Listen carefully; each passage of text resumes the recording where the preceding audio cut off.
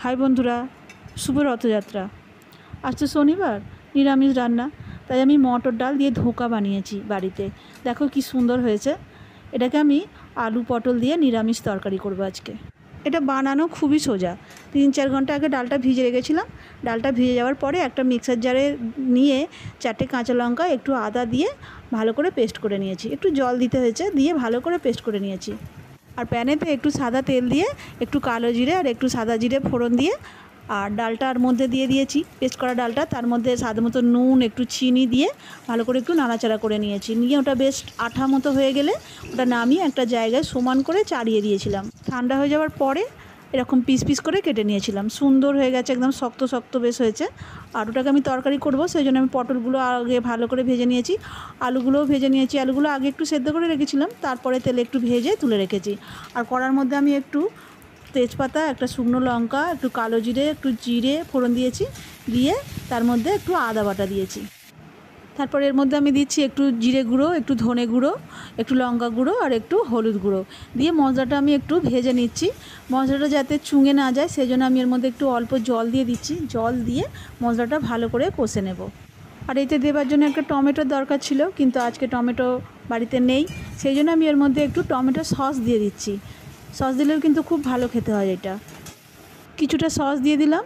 সসটা দিয়ে একটু সসটাও মশলার সাথে নাড়াচাড়া করে নেব।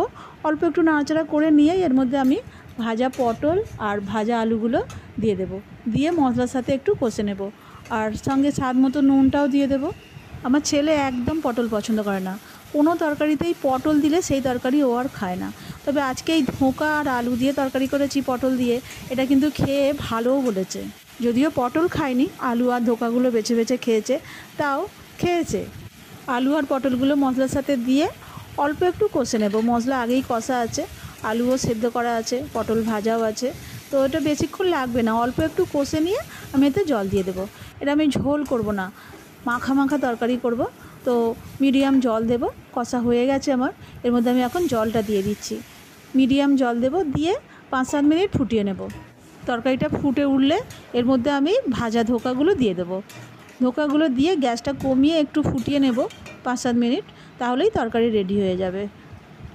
দিয়ে দিয়েছি ধোকাগুলো, দিয়ে একটু নাড়াচাড়া করে নিচ্ছি সব কিছুর সঙ্গে।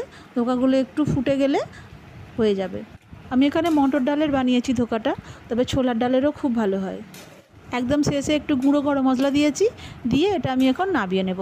হয়ে গেছে তরকারিটা। দেখো এরকম গ্রেভি বানিয়েছি, এটা তবে বসে যাবে, এতটাও থাকবে না। এটা কিন্তু সত্যিই খেতে ভালো হয়েছিল। ধন্যবাদ সবাইকে আমার ভিডিওটা দেখার জন্য। যদি কারো আমার ভিডিও ভালো লাগে তাহলে একটা লাইক কমেন্ট করে দিও। যারা আমার ভিডিও দেখো তাদের যদি কোনো ভিডিও ভালো লাগে একটা লাইক কমেন্ট করে দিও।